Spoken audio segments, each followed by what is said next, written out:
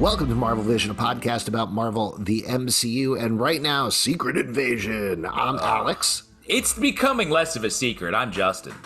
And we are going to be talking about the second episode of the series, Promises. So if you haven't watched it, spoilers after this point. We're going to get into it. We're going to talk about the big things. But I want to talk about one bigger thing first. Now, off of the first episode, we spent a lot of time talking about the death of Maria Hill, whether they're fridging her. First of all, in this episode, I think, yes, they were. I think she dead. Yeah, I think she dead. I also, obviously, she can come back, and we can talk about that a little bit. But I was very surprised because the bigger reaction was to the credits, to the show, which were confirmed to be AI generated, and people lost their minds. Yeah. Just lost them. Now that you know that they are AI generated, what are your thoughts on them, and what are your thoughts on the whole conversation that has happened around the credits over the past week or so? I mean, I think it's a big mistake, a big Marvel mistake for multiple reasons. Just like, why do that? And I think they were sort of making the case like, well, it's a metaphor for Skrulls. And I was like, nah, I don't think so. That doesn't quite hold. Mm-hmm. And like, they could have easily, there's a million ways they could have gone with this. And I'm curious what the actual decision was. Was it just a bad creative choice, or more likely was it like, we haven't done the credits yet, what should we do? Let's just AI generate it. Someone on the staff was like, oh, this is cool. And then they didn't realize that it's actually not cool, especially with the writer's strike happening. AI is a huge part of that. To have this come out at peak volatility about AI generated art, I feel like was just a misstep. And, you know, they could have easily made a different creative choice that would have been way better. Totally agree. I mean, AI is theft, is essentially what it is. Like, it's using other people's art to generate your art. I have to assume, since it's Disney, probably they cleared whatever art they were generating this off of. But if they didn't, that's an even bigger mistake potentially. But like you're saying, it's a very volatile subject. They should have thought about this a little bit more. And I think, frankly, I'm going to say something very negative up front here, though generally I think I like this episode better than the first episode. Yeah. There's not enough thought going into a lot of aspects of this show right now, which is frustrating for me. Something that we've talked a little bit about on our Patreon Slack is a lot of the show, there could be swerves. Like, they could pull the rug out in the last episode and be like, everything you thought was stupid, this is why it happened, you're wrong. Nick Fury has been in front of everything the entire time, because that's how the spy genre works, and that's fine, and that 100% could happen. But I think that extends to the Maria Hill thing, where in this episode, and I could not believe I was watching the scene at Maria Hill's funeral. Her mom is like, "You were the one that got her killed, right? Well, you make it worth it, Nick Fury. You go out there." Yeah. And I was like, what is, this is a scene that should not have existed past 20 years ago, 30 years ago. Like, there's no reason to do that scene. That is straight up the definition of fridging on TV tropes or whatever page you want to go to. It was a real bummer. Well, and like, not even beyond that, I was just like, this scene is, no person would say that to at their daughter's funeral. I was like, this scene is just like, it's so written. It's so like, let's make sure the plot moves forward, with a complete misunderstanding of what characters or humans or Skrulls or a person and with a soul would do. So like, it's just like a misstep in a lot of ways. It also extends to, and I do want to mention one of the things that I really liked about the episode in a second, just to counterbalance all this so it doesn't feel too complainy, but it also extends to like how they're treating the Skrull rebellion here, which feels inconsistent based on how much they can spend on the special effects more than anything else, which I understand that is a constraint. But things like, you get that scene where Gravik goes to the Skrull Council, which is a bunch of world leaders and a newscaster and some other folks are there. And his whole thing to them is like, we got to be our authentic Skrull selves. We got to go out there. We got to show everybody that we're Skrulls. We got to stop living in hiding. Or alternately, we see New Skrullos, same sort of thing. They're like, this is a place where everybody can be their authentic selves. But the large majority of Skrulls in New Skrulls are not looking like Skrulls. They're looking like humans. Or when he goes to the Skrull Council, same thing. He's not being himself as a Skrull. He's still being Yeah. himself as a human. And it's mixing up and confusing the metaphor they're going for. I know we disagreed about this a little in the last episode. I like the essential idea here of we have lived in hiding. We're a population of, as we find out this episode, 1 million Skrulls possibly living here. Crazy reveal also. Crazy reveal, but that really points to this whole refugee status, being a state without an actual homeland that ties into a lot of different countries and issues. I mean, my mind certainly goes to Israel and Palestine because I'm Jewish, and a lot of conversation in my entire life has happened around that. But there's a lot of other states and places that have dealt with this sort of thing. So that is a powerful, fruitful place to put a metaphor, but they're being non-specific about it is the thing that's frustrating me so far. Well, and my issue with it, because I agree, that's definitely what's at play here, but I don't think the show can handle it. The show, like you're saying, the show isn't doing a good job of proving like we can handle these larger ideas. That's why I was saying like it would be better for me if this show was sort of purely focused on the like invasion of the body snatchers type storyline, where it's like, wait, the paranoia, who is who, how is this mixed up? And instead, it's going into these larger ideas where the scale has to be so much bigger with like million Skrulls, refugee camps, new society. You promised us this and then you were blipped, and so we don't have it. It's not really Nick Fury's fault that he was blipped, but in that time, they sort of became like upset, or you could say radicalized, that like we are owed this and it's not happening and now we're in this place. It's just so much more complex and complicated, and the show doesn't have seems so far anyway, the creative engine to drive through that in a good narrative. Yeah. Well, let's talk about some positive things, though. I will throw out there, as with the first episode, my absolute favorite thing about the show so far is Olivia Colman. Her whole scene torturing the Skrull, asking at the beginning, like, real quick, where's the escape route? No particular reason. And then, of course, she's going to use that by the end.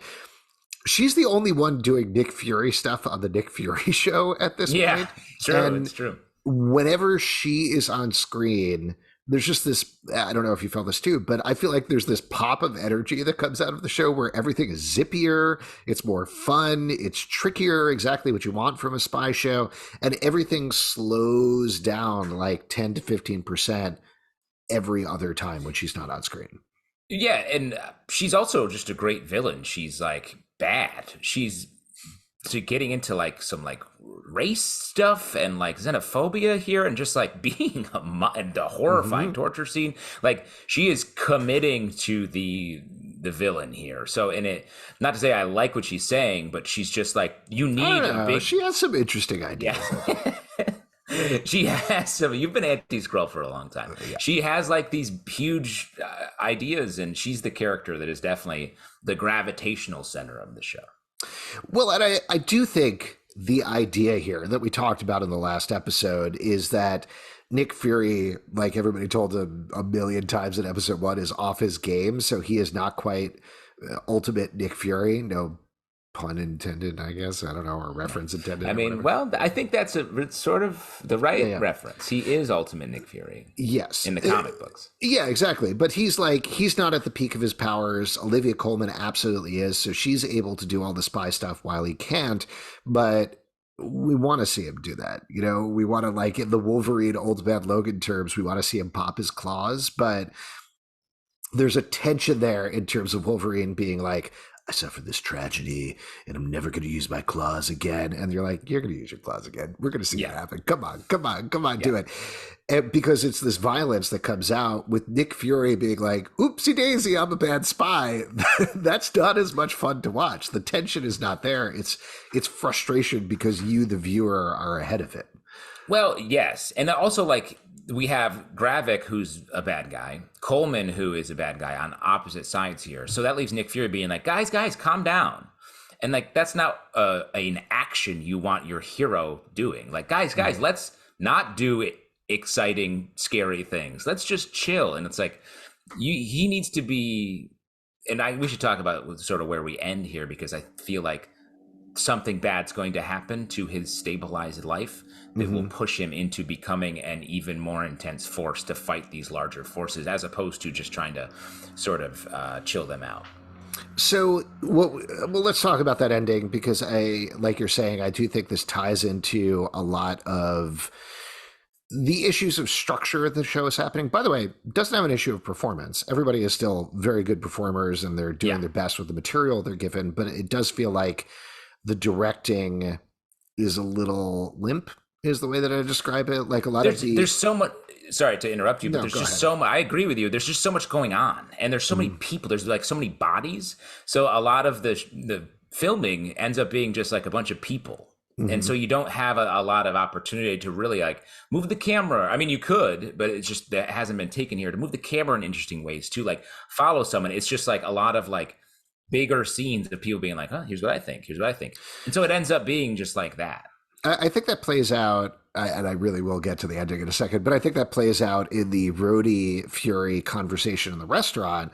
Don Cheadle, great actor. Samuel Jackson, Yeah, great actor. It's just shot, reverse shot the entire time. Like, that's yeah, it in terms of the conversation. There's nothing interesting going on in terms of the camera work. The dialogue is also fine in terms of their back and forth, but it's the sort of thing that really could be helped with, I don't know, like a more Bourne shooting style or mm, Soderbergh or something like that. Instead of it just feels like, well, we've got about an hour to use this restaurant. You guys say your lines. We got these two cameras set up. Let's go. And that's really all that I got from there. And it's frustrating because I want more out of it. I want to feel the tension of this Rhodey in a mode that we have never seen him before, being the attack dog for the president, firing Nick Fury. I should feel something watching that scene, caring about these yeah. characters, and I don't quite. And I chalk that up to the way that they're shooting the show. I do chalk that up to the dialogue a little bit, not quite hitting as hard as it could. But to get back to the last scene, so we get this reveal that Nick Fury is married to a Skrull. Like Yeah. his wife is a Skrull. This again has that inconsistent thing of like she's a Skrull and then she turns back to human when he comes in. He knows she's a Skrull because she's in the first scene in, I believe, in the episode. So it isn't like she's hiding it from him or anything like that. But it does feel like, let's throw a theory out at you. I feel like the show is written for the twists, which is not necessarily the way you should be writing a TV show. Like they're aiming for, okay, we got these 6 big moments that are going to happen at the end of our episodes. Let's Mm, structure towards those. Instead, yeah. you need to think about what you're saying about the character and what you're doing, and then leave people on the cliffhanger. Yeah, I think that's definitely true. And like I like this as a moment, as like a maybe the reason someone's going to tell him, you're not too old to do this job. You've always been old. You're soft because you're settled into this life and you need to be out there doing the work.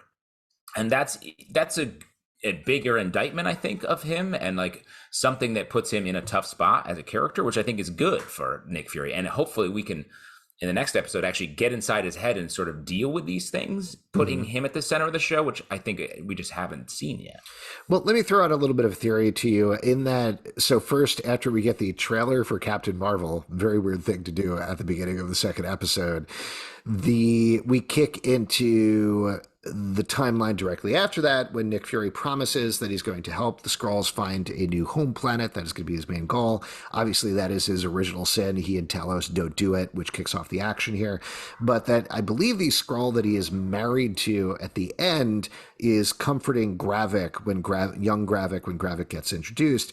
So it's entirely possible. Part of the information we haven't been told yet is Gravik was essentially Nick Fury's son, like raised by this Yep. woman and by him, and that's where all this anger is coming to. I think they're saving that for a reveal in episode 3 or 4 when that feels like the Flashback. sort of information if you put up front makes the whole thing more powerful. Like you understand why this is happening and why this means so much to these characters rather than slowly unfurling it. Yeah, I agree with you because then Gravik has meaning from the jump as opposed to just this guy seems like a bad guy. I don't know what the deal is. Mm-hmm. He seems mad. If we know why he's mad at first, it just gives them then it's like people crashing into each other, as opposed to ideas that we don't understand and then finally it's revealed later.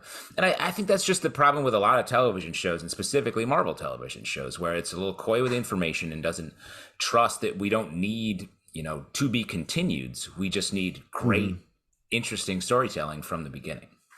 Well, let me throw something else out at you. This ties into the big plot/Easter eggy section of the episode. So we find out that Gravik has been building this machine beyond his brain copying machine, where he is doing something with it. We're not told exactly what it is, but Emilia Clarke looks into it, and we get to see a bunch of Easter eggs of things that have been sort of like detritus from villains left throughout the Marvel universe, and heroes, because they mention Groot in there. They mention Cull Obsidian, I think. Cull Obsidian, yep. Yeah. They also mention Extremis, and there's like a Frost Giant or something like that. But whatever it is, I think my guess is that they are harvesting these different things and have figured out a way to give Skrulls those abilities. This is specifically based on, there's a shot of the trailer of Gravik doing something with his arm that people are like, oh, he has super Skrull powers. Maybe, but I think the way that they're doing it is he actually has Groot powers, because if you look at it, it looks like his arm is Groot's arm, the way that Groot extends his arm. So I think Skrulls are shape changers. They're going to use these things that were left over in the Marvel universe. And I do think if that's the direction they're going in, again, a strong use of the theme of these are the people that have been left behind, these Skrulls from the Marvel universe.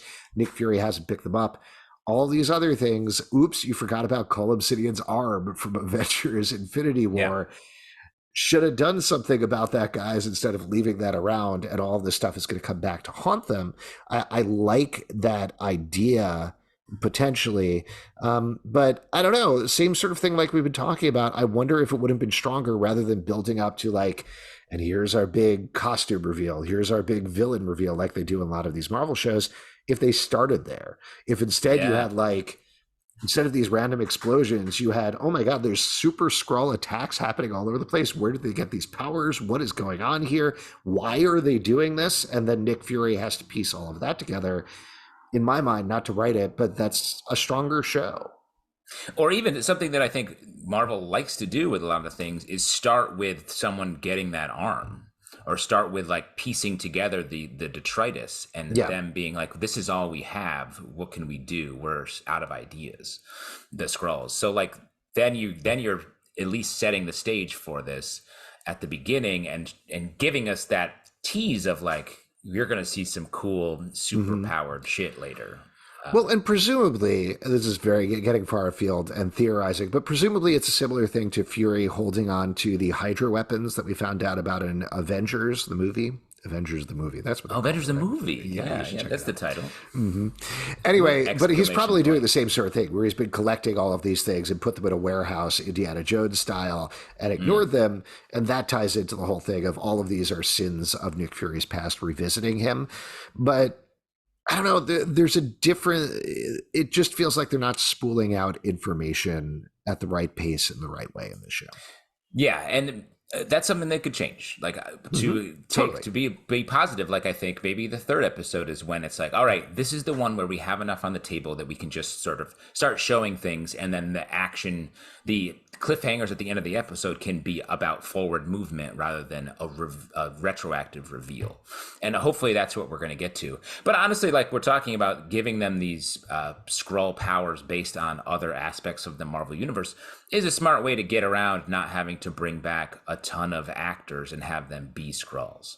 So the Skrulls, it's less about them taking identities and more about them just having powers that we recognize, which is cool. It's the less interesting version of a Secret Invasion show for me, but I'm still here to ride with it. I agree with you on that. Like, I think, to be clear, we are both rooting for the show. We wanted to like the show going in, haven't loved these first two episodes, but wanted to turn around and be fully on board if it does.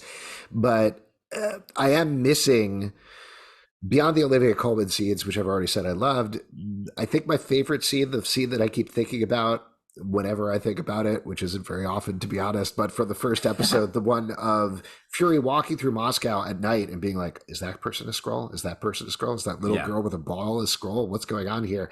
That had the most tension and the most interesting stuff to me. And I think this is what you've been saying.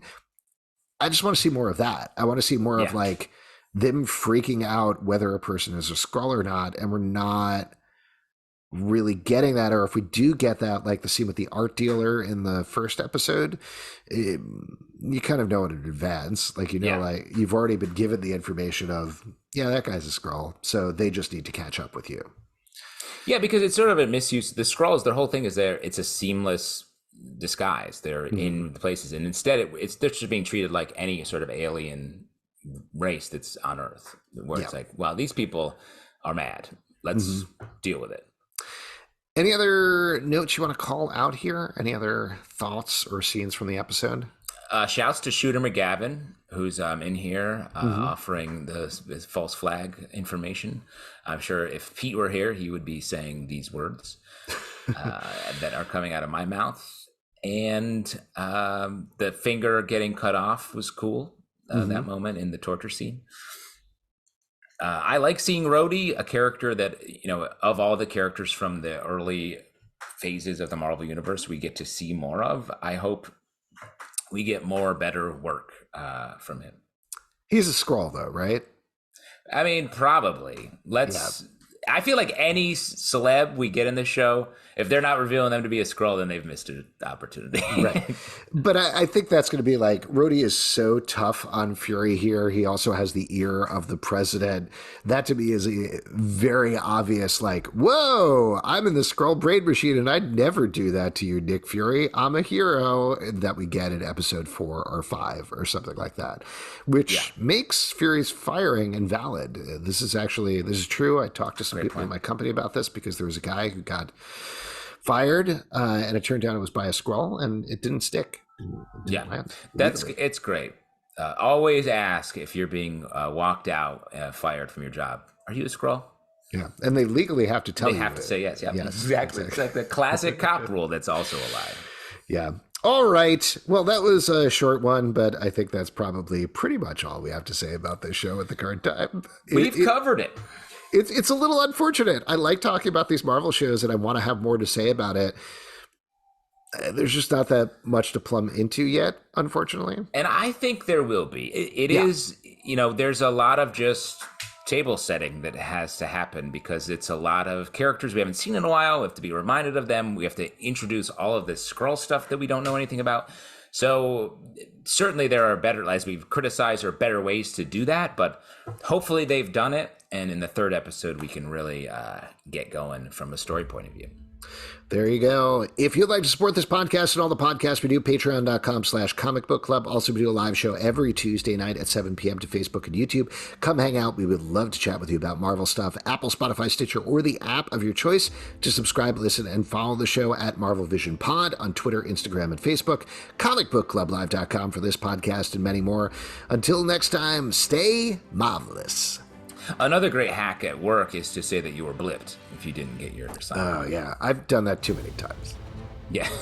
Short blip. It was like a two-day blip. Whoop. Oh, sorry.